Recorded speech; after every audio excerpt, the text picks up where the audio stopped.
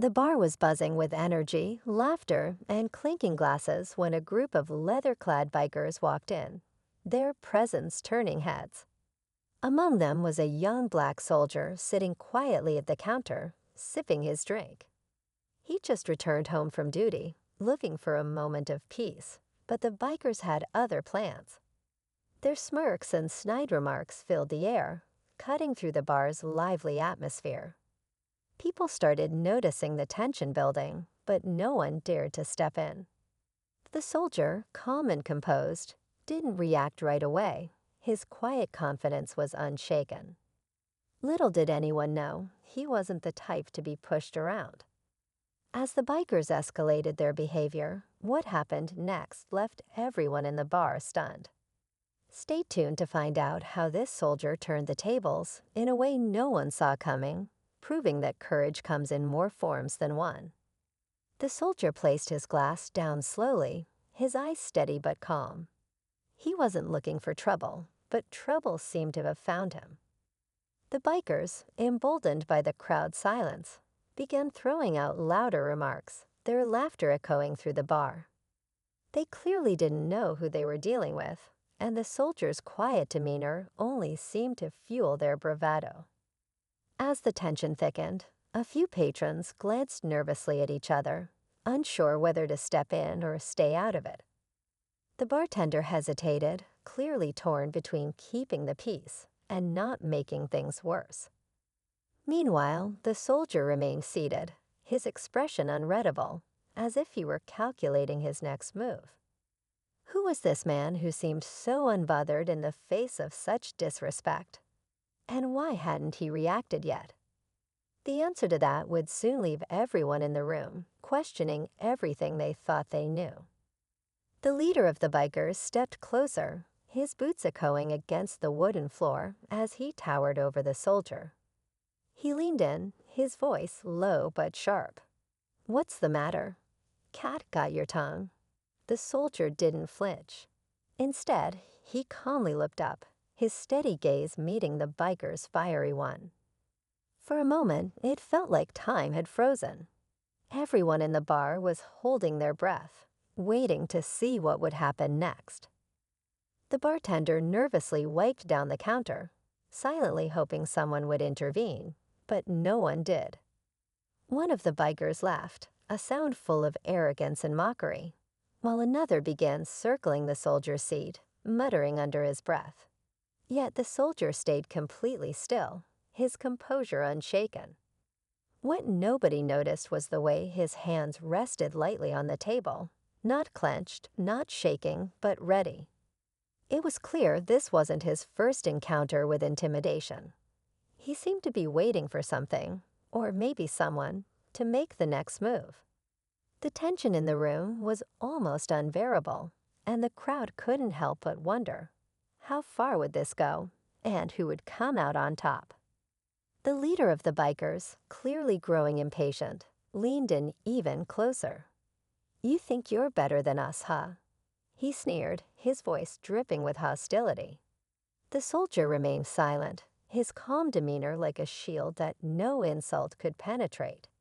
It was starting to unnerve even the bikers, though they would never admit it. The bar grew quieter as the tension reached a boiling point. The soldier finally stood, slowly, deliberately. He wasn't much taller than the biker, but there was something in his stance that demanded respect. His eyes swept the room for a moment, taking in the crowd, the bikers, and the situation unfolding around him. The leader smirked, misinterpreting the soldier's calm movement as a sign of fear. "That's right," he said smugly. "Why don't you walk away before this gets messy?" But the soldier didn't walk away. Instead, he took a step forward, closing the space between them, his expression still calm, but his presence commanding. The biker stiffened, unsure for the first time. The crowd leaned in, hearts pounding, waiting to see what this soldier would do next. Whatever it was, they knew it was going to change everything. The air in the bar was electric as the soldier held his ground, the faintest hint of a smirk tugging at the corner of his lips. "Walk away," he finally said, his voice calm yet cutting through the tension like a blade. "You don't know who you're talking to." His tone wasn't boastful, but there was an undeniable weight to his words that made even the boldest biker pause. Before the leader could respond, the door to the bar creaked open. Everyone turned to see a man in a crisp suit walk in, his presence both unexpected and commanding. He scanned the room briefly before locking eyes with the soldier. Without a word, the man nodded, and the soldier nodded back. The exchange was subtle, but it sent ripples through the crowd.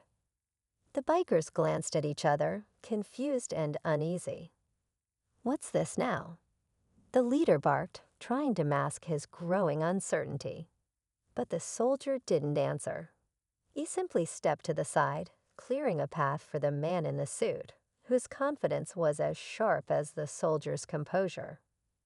The crowd whispered, sensing a shift in the dynamic. Who was this man?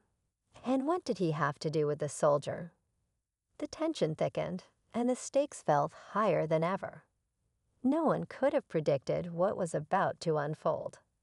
The man in the suit stepped forward, his measured stride commanding everyone's attention. He stopped beside the soldier, who still stood tall and unwavering. "Is there a problem here?" the man asked, his voice calm but carrying an authority that sent a chill through the room. The bikers shifted uneasily, their earlier bravado beginning to crumble. The leader scoffed, though his confidence faltered. "And who are you supposed to be?" he said, trying to sound tough, but failing to hide the edge in his voice. The man in the suit smiled faintly and reached into his pocket, pulling out an ID badge. "Special Agent Daniels," he said, holding it up for everyone to see. "And this soldier you've been harassing, he's one of ours, decorated for his service, and here under our protection." The room fell silent. The bikers' expressions shifted from defiance to dread as they realized the magnitude of their mistake. But before anyone could react, the soldier spoke, his voice steady. "I gave you a chance to walk away. Now you're going to answer for your actions."